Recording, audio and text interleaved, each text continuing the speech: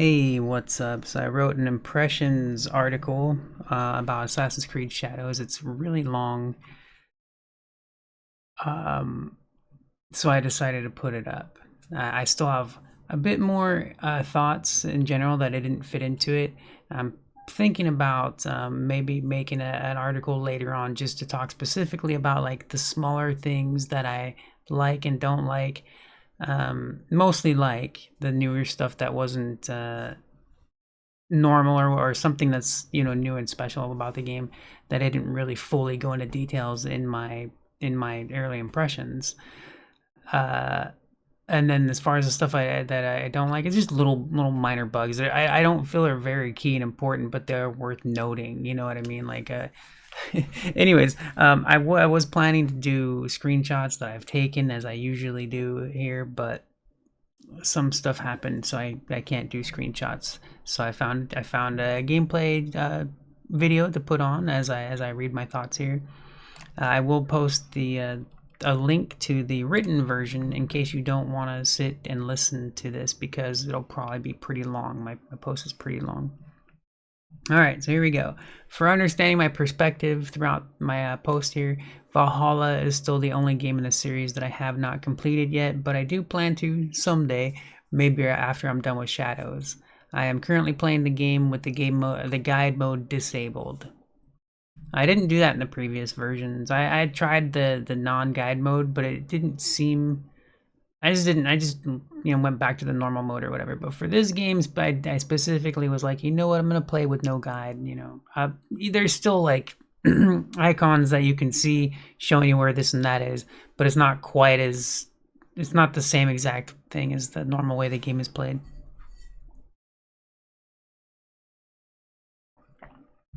Sorry. Okay.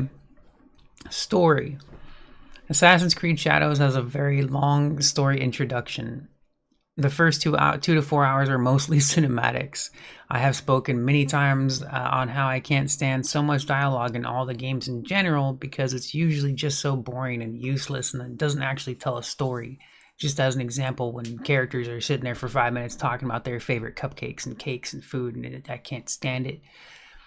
I was probably around 40 minutes into this game when I realized I was enjoying the story. And the reason it took me so long, as some people reading that might go like, that seems kind of stupid. The reason that it took so long is because I was sitting there for a long time, really into the story. I wasn't bored. I was right. I was sitting here listening to them and watching them have a conversation with not much going on, and I was not bored. The story is good, man. I like it anyways. It's not a story I haven't heard before many times, but it is well written, well directed, and well voice acted. I'm playing in English. The word incredible did cross my mind multiple times. The experience was great to me, even though I'd definitely rather play much more in between story elements. Yeah, so I was like, man, I want to play more. Where's the damn gameplay at? And that's just how it is. Some of the story it goes on for a long time. There's plenty of gameplay, right? Like it's still an Assassin's Creed open world game, and you do get lots of open world to explore and fight in and all that kind of stuff. um, but yeah, the experience was really good. Let's see. Assassin's Creed Shadows started out with Yasuke. Is that? I still forget how to pronounce his name exactly. It took me a while to get. I haven't played him yet. I have not played as him yet since the opening intro. Like I think maybe the first hour or so has him as the character that you play as. First playable character.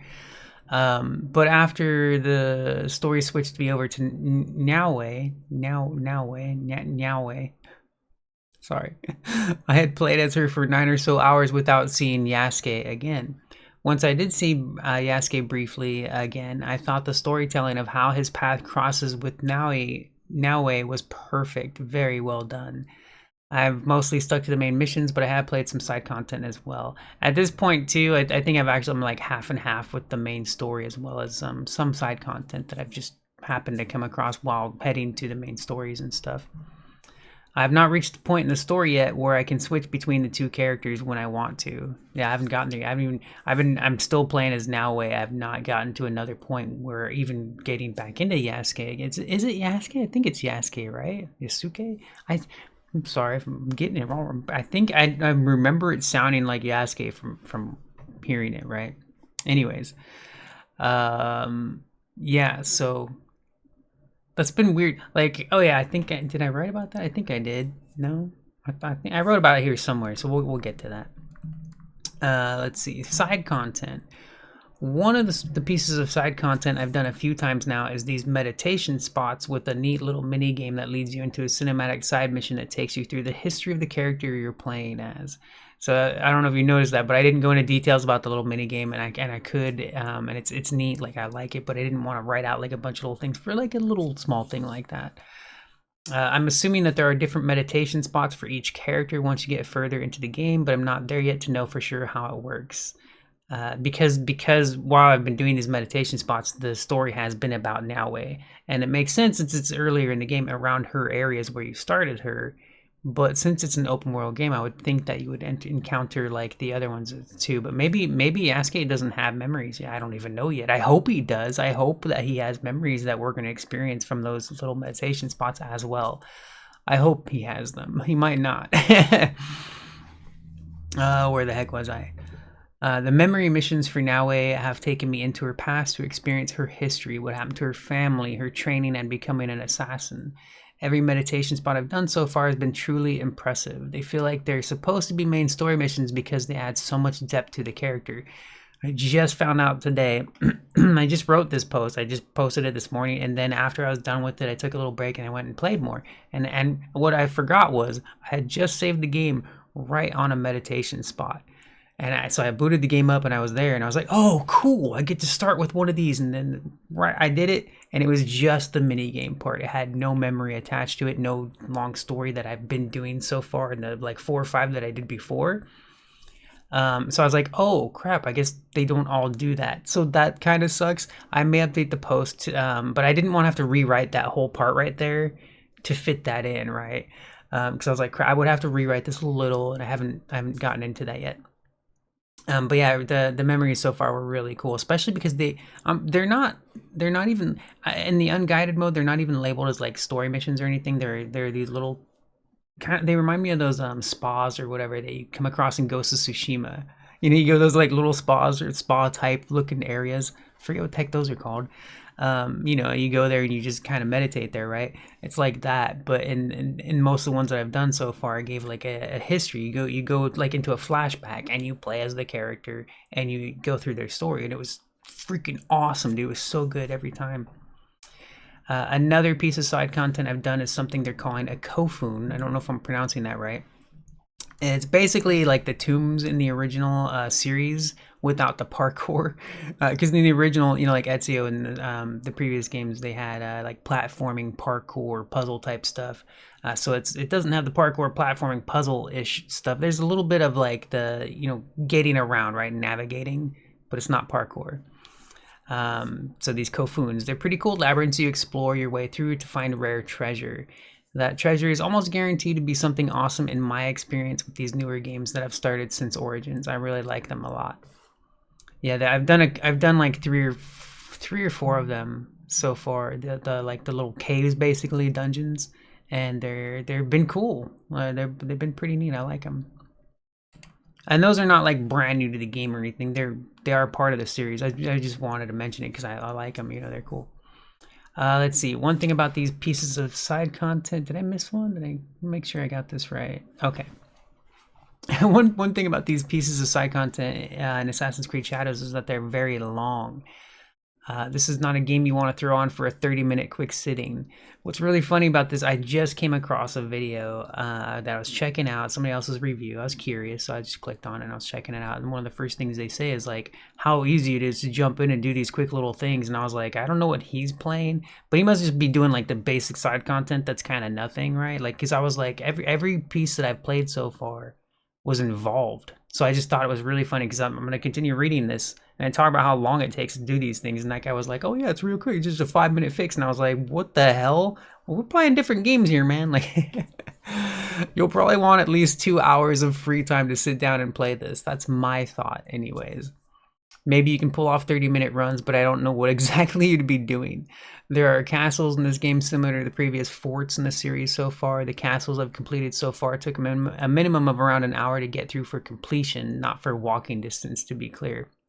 So actually, like clearing it out, getting the loot, the treasures, and the like elite guard types that are kind of special guards that you assassinate and take down, or whatever. And they're just part of like a completion thing for it, and it takes a while to do that. Like you can just go run through a castle and whatever, no problem. But to actually complete it takes quite a while, especially as Naoe, because she's focused on stealth, and you can't just go in there and just knock everybody down. Like I really want to play Yasuke again, damn it. All right. The Kufuns I've done have taken 30 to 40 minutes on average. The memories have been around 20 to 40 minutes each. That's the meditation spots where I went back into the story and stuff. But forgive me as I'm totally guesstimating. I did not actually pull out a timer to time these things. I'll try to remember to do that in the future. They're just long, man. They're involved. It's an RPG after all. These were my thoughts on it because they felt long. Like, I mean, I didn't actually time them. This was a guesstimation. I'm just like in my head thinking about like how long they took a while. Like, especially like my first time playing Fort. And it could be because I was lower level to that fort, right? Like that, but it's huge. The big ones. Oh my gosh, enormous. Like that's why it's called a castle, right? Like it's not a fort, right? This is an enormous place. Anyways. So, to sum up, the side content I've been very impressed with so far. The meditation memory stories are long and add very much depth to the main characters. Kofuns are cool labyrinths that reward worthwhile treasure, and castles are enormous, challenging, and badass. And I felt that way playing the game on freaking easy.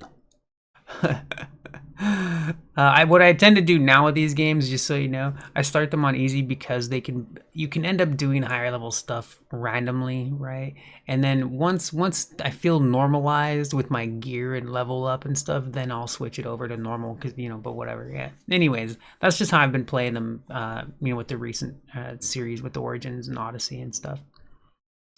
Let's see, new game mechanics. I like some of the new game mechanics. Using the aim button automatically uses your eagle sense to spot nearby treasures. I don't remember that being in previous games. If it was, I never used it. So specifically with that, I describe it that way just so you could have like a brief understanding. But it doesn't bring the visual like eagle sense up, right? Like it's just when you aim down the sights, you'll like it'll automatically bring up like the shimmers for where the treasures are and stuff. And I think that's cool. It does seem a little face roll easy as far as exploration goes, but I also like it because it means I don't have to open the map ever. That's what that means to me. I never have to open the map. I can just put the aim on and be like, oh cool, I want to go over there, I want to go over there, I want to go over there, that kind of a thing. So it can be annoying as far as like if you don't want your handheld, right? Because it is kind of hand holding. It's a different version of it, but so no, I like that. I think that's cool.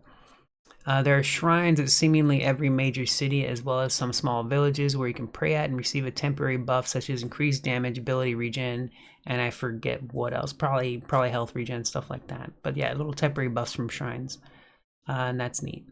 I'm not impressed with the new prone, only because I think it should just automatically work rather than require the extra button hold. I get that it's a new game mechanic, but I don't find it to be that special. Give me one sec. Okay, sorry. It is cool being able to go prone. I do like that mechanic. It's just that the extra button interaction isn't really necessary and doesn't really add much immersion to me. But maybe that's just me. I wouldn't be surprised if younger or other players might find that to be very cool. Yeah, I just didn't. I thought it was kind of pointless. I was like, to me, it would just be better if it was fluidly. Like when you move into the smaller grass, your character would automatically kind of, if you're already crouched or whatever, right, it would automatically just kind of go down into it. That's all. It's not It's not like a major complaint or anything. I was just like, the prone is cool, but why do I gotta hold the button? Like, just go down. It's okay. Like, anyways. I did not like the grapple at first in Assassin's Creed Shadows, not because it doesn't work good, but because of the restriction it forces. The world design is different now. Instead of being able to climb over every single little thing, you are now forced to go around specific areas. I did think it was kind of dumb to force the grapple on players just to limit the world more, but I started to really like what the devs did with it. There's still plenty of freedom of choice. Some of the pathing will just make you have to think or navigate a little more is all. I love the freedom of climbing in Origins, Odyssey, and Valhalla, but it still kind of felt unrewarding because it was facial but smooth mostly. So That was an interesting one for me because I didn't like it at first because I was like, it made me think of Syndicate at first. Syndicate was different. They added a grapple and it just kind of felt pointless. It wasn't though, and once I started with that my second playthrough, I liked it a lot more. I didn't really like it my first playthrough, and I didn't really bother with it much because you don't need it. You don't need the grapple in Syndicate. You just don't. But when you do use it, it's actually really cool. So yeah, you know, it was like a few or several years ago, which was way many years after I played it. I think I don't remember, but it had been a while since I played it, and I went back and I played my second playthrough, and that time I used the grapple like a lot more, and I loved it. I loved it my second time around. So for this one was a little different. It wasn't quite the same as my experience with Syndicate, because Syndicate wasn't forcing it. It was just adding like a new mechanic that seemed pointless but was cool. You know, in this one they do it just to, as it seems like a way to kind of redesign the world so that you have a little bit more direction, and not just walk over every little hill and mountain. And I could it can be a double-edged sword kind of thing, right? Like I love that I could just run over every hill and mountain in the recent games, right? But like I said here, like it kind of doesn't feel as cool when everything's just that, like just whatever. Like you might as well just be walking down a regular path, for example. That's all, right? Like you might as well just be walking in a straight line if you could just hop over every little thing like it's nothing. It is cool though, like it is cool. So I just, well, it makes me curious about the next installment of the game. Like, is their plan with this kind of design? Is it like a minor test to see what they want to go with in the future, as far as like guiding players a little bit more back into not full mountain hopping freedom or whatever? But again, overall, it was mostly still have full freedom of choice of where you're gonna go and how you're gonna, you know, get there. Kind of, it's just a little different. Yeah, you'll see. It's just, I hope I explained it as I tried to explain it as best as I could. And I had a little different from my post too. Like I said, all that extra thing to say, not a whole. It's just, you know, I'm just sharing like a little bit more of my thoughts on that. But I don't need to write it all out and describe like every little detail, like because to me it doesn't really add much. It's just kind of a personal thought on it, you know, that rather than like being informative, I guess, right? I don't know. Anyways, for the more advanced climbing puzzles, which aren't really puzzles, but they're a little more advanced than the regular stuff, such as doing the kofuns, if I'm pronouncing that right. The yellow splashes are way too obvious and ruin immersion big time. I think it would be better if they blended in more. A game option to remove them completely would be nice. Yeah, you know, it reminded me of like Horizon Zero Dawn, and everybody's going yellow now. Have you noticed that whenever like one game does something a certain way, everybody else starts doing it the exact same way? Like you didn't think of a different color scheme, you went with yellow. Like, why is everybody using yellow now? Like, what the hell? But anyways, yeah, it's just too much, way too much. Just, oh my gosh, like you just splattered. It's like playing Splatoon, you know? Like, when did the Splatoon characters get here? They wrecked this mountain up, man. I still have yet to use the grapple too much in my nearly 15 hours. Well, I don't know with all the cinematics exactly. I have walked through deep forest where I couldn't really see my character, and I was just pushing forward until I could see while I was trying to get to my next destination. I did it on purpose just to see what the game would allow me to do, and I loved it. It reminded me of the Crew Full Freedom Off-Road. That was when I had started encountering hills that I couldn't climb up and was forced to go around. Those are fun though when trying to zigzag up and having that work. You know, when you get stuck on a hill, like in this one specifically too, and I think it had it in Odyssey too, but it wasn't very common. But there are parts you try to go up a hill and it'll force you to slide back down, right? And even like Far Cry has similar stuff like that too. But if you kind of like zigzag your way up, you know, you can work your way up, right? So it's just funny. It's always cool that you can do that, but it's also funny, right? But anyways, yeah, no, that's always fun to do.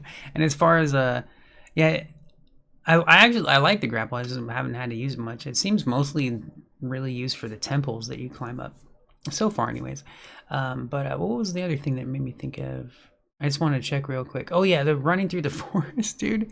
Like for real, cannot see anything on the screen. Can't see your character because it's just trees covering the entire screen, and I freaking love that.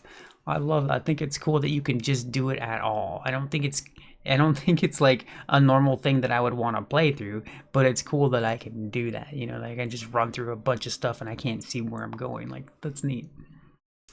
Let's see. I didn't think I was gonna like playing as Yasuke when I saw that he was gonna be a brute, basically have no stealth skills. But when I played as him, I was impressed with how powerful he is. Almost the entire time I've been playing as Naoe, as much as I enjoy her, I've been wanting to play as Yasuke again. I really look forward to playing as him again. I've been slowly going through these castles with Naoe, but I want to walk in with Yasuke and just smash all their faces in. Yeah, I have not forgotten my time playing as him. It was super badass. So I really do look forward to playing him again. Let's see. The combat is mostly okay, and I don't mean that as an insult. At first, I was really impressed with all the new animations, but I noticed the animations are very limited. You do get different weapon types, which change your attacks. But to put it simply, it's like each weapon only has 2 attacks, and you do that over and over again. That's not literal. It would just take quite a lot to explain fully what I mean. If you understand, cool. If not, sorry. But yeah, so that's funny. It is kind of a common complaint I've had with a lot of games. Not all of them, but a lot of them have very even God of War, the remake, the reboot of God of War has so few animations involved with the combat. Like once you're used to the combat, it's just the same exact animations, like 4 animations over and over and over again.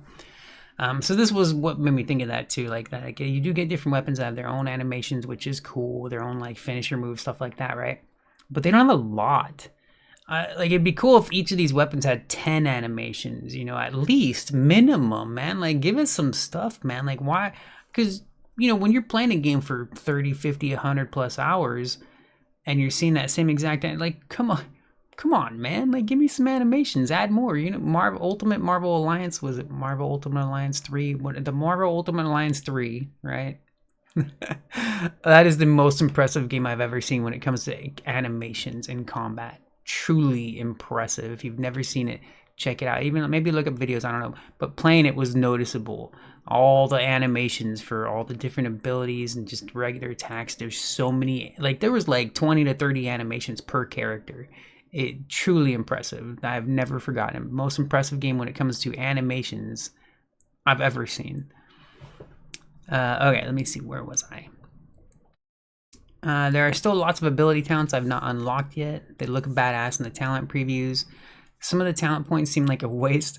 I can't stand 1% and 2% increases. In most cases, even 10% is a waste of a mention to me.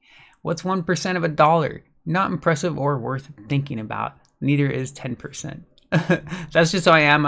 It happens all the time. ARPGs do it a lot, like Path of Exile, stuff like that. It would be like, here's your 1% and your talent. Like, so you leveled up and you gave me a 1% increase. Like, screw off, man. I hate it. I just hate it. Let's see. There's no auto health regen unless you're fully outside of a conflict zone. If you're inside of a hostile area, you do not regen health no matter how long you're out of combat from what I've seen so far. I'm not a fan of that. I don't hate it, but I don't like it. You might like it, and that is fine with me, but you suck. I'm kidding. Yeah, so no health regen. Like, it was weird. Because, yeah, when you get out of, like, the combat zone, right, then your health will regen back up. But if you're inside of a hostile zone, even if you're out of combat, your health will remain down until you use, like, a health ration. Some fast travel points require you to spend in-game currency to unlock them. I don't understand why, and it's just a silly addition. It's as stupid as ARPGs that charge you in-game gold to reset skills. It's just dumb and pointless to me and ruins that experience. Does it make sense to you? I just don't like it. I never have, never will. I think it's dumb. Whatever. So that is my opinion. It's my thought on it. And, we don't have to agree on it, man. It's cool. Like... Alright, let's see. Assassin's Creed Shadows continues the series' wacky behavior and AI during combat. One example is walking right near and in front of an enemy that doesn't detect you. Another example is when enemies just circle too long without attempting to attack. That drives me crazy in so many games, man. Like you playing a game, you're in combat, and you want to figure out how to do better with the parries and figure out combos in a better way, and you're trying to like get, try and improve in the game in some way, but the enemies will literally just stand there and look at you. It happens in almost every game ever, man. It doesn't happen in shooters, but it always it happens in hack and slashers, right? Like this, it happens all the time. Mostly, it's like they'll engage with you when you attack and stuff, but like if you wait for them to attack, they wait a long time. They just wait a really long time before they attack, and that I've seen that seems to be a common thing in these games, and I don't know why, but it is a complaint that I have. Whatever. Let's see. A last example is just, these are a few examples I could, there's a list, of course, right? A last example is when I would come across two groups of enemies fighting against each other, and I could walk right in and take their treasure while they fought each other. I actually love that, and I think it's hilarious, but it doesn't seem right, These are kind of normal issues with a lot of games, but I don't understand how we're this deep into the Assassin's Creed title and the games still have the exact same issues. I forgive it because 70% to 80% of my playtime is usually smooth, and overall I really enjoy my time in these games. Yeah, so it is a complaint I have, and I do agree with people when they do complain about these things, but I still like the game. Right? Like, it's still enjoy it, it's still fun. Visuals and final thoughts. All right. As you can probably tell from the trailer and screenshots of Assassin's Creed Shadows, the game is absolutely gorgeous. It's no surprise as each installment has improved visually. Valhalla blew my mind because like Origins and Odyssey were like whoa, and then Valhalla, I was like damn, and then now Shadows is I'd have to play Valhalla again, but I was wondering, I was like, I wonder how much exactly an improvement over Valhalla this is, because Valhalla was incredible visually, and this is as well. It's so good looking. It's still worth mentioning because it's truly beautiful. There are new artistic elements to some of the gameplay and cinematics that I'm not sure how to describe. They're beautiful and cool. There's an example above, and I wrote that in my post because there's a screenshot right above that has like a little, one of them, piece of it. These are the kind of visuals I wanted in Ghost of Tsushima, but didn't get. I love that game. The combat and AI are better in Ghost of Tsushima. Yeah, so there's artistic pieces, and I forget exactly because there are different times they happen. I think a cinematic had an artistic piece blended into. It might have been like a flashback style thing, right? Like the artistic kind of stuff came up in comparison to the regular CGI. The other art styles happen like during specific assassinations when you kill like your target, your assassination target, not like a regular dude that you assassinate, but like your assassination targets. When you take them down, it pops up like this really cool artistic looking visual effect on it and stuff, and it's neat. Actually, like, now that I think about it, I kind of prefer the older ones where you would go into the story-ish type thing and talk to the character. That's I just realized that's not in the game. Yeah, so but they have a new visual style to it, and I don't regret that they've changed it, but I think I would say I prefer the little conversations that they have with their enemy after they kill them. It's funny that it happens because like you've killed them, but you still have this like mind to mind conversation kind of a thing. But I like that stuff. It's cool. Anyways, where am I? I would bet that for a first-time gamer or first-time player of this series, this game would be mind-blowingly incredible and something they'll never forget. I still prefer faster-paced games. As much as I love a good story, I don't want to sit for 20 minutes or 2 hours watching a cinematic. I want to play. So real quick on that one is I have been trying to think of that more lately because I've been trying to understand why I'll go on the internet and I'll see people like raving about a game that's just so generic, and I'm like, oh yeah, it's because they're new gamers, right? They haven't played a game like I played these games 100,000 times right at this point, but these guys, they're probably, my assumption is that they're younger and they haven't played as many of these games, right? So now I try to think about that, because it makes perfect sense. Anyways, these are my very early impressions. I still have a long way to go and more to see, but obviously I already had a lot to say, which is why I decided to share this so soon.